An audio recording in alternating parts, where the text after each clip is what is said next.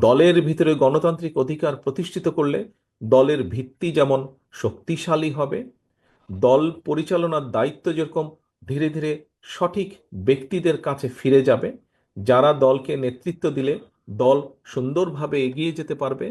ঠিক একইভাবে দেশের ভেতরে যদি আমরা গণতান্ত্রিক প্র্যাকটিস করি, গণতন্ত্রের প্র্যাকটিস করি, ভোটের প্র্যাকটিস করি, ভোটের মাধ্যমে নির্বাচিত করি সেই প্রতিনিধিদেরকে যারা জনগণের কথা বলবে, যারা জনগণের সমস্যার কথা বলবে, যারা দেশের সমস্যার কথা বলবে। অনেকে বলতে পারেন যে, বা অনেকে বলেন, বা অতীতেও আমরা দেখেছি যে অনেকে দেখেছি আমরা যে সবসময় নির্বাচন হলেই যে ভালো মানুষ আসে তা না। কথাটি সঠিক আবার সঠিকও নয়। কিভাবে সঠিক নয়? একটু আগে যেই কথাটি বলেছি, আমরা যত বেশি গণতন্ত্র প্র্যাকটিস করব, যত বেশি ভোটের প্রক্রিয়াটি আমরা প্র্যাকটিস করব, তত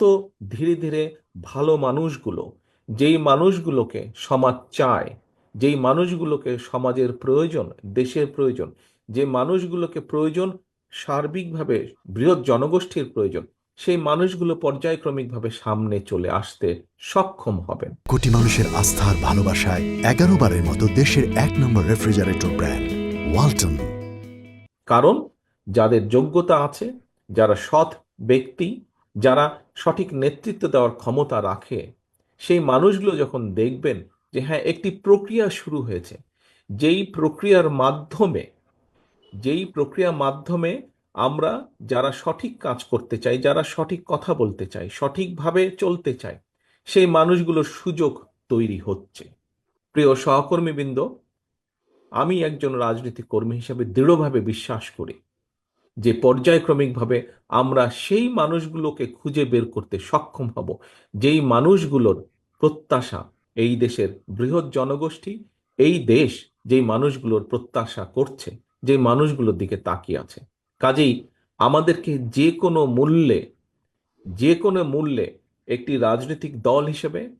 বিশেষ করে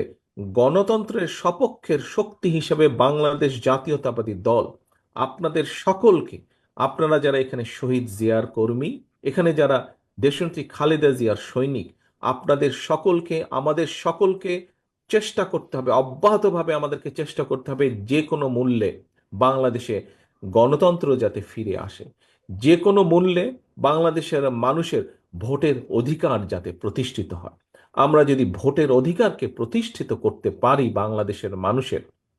তাহলেই আমরা বাংলাদেশকে যেই সর্বনাশের যেই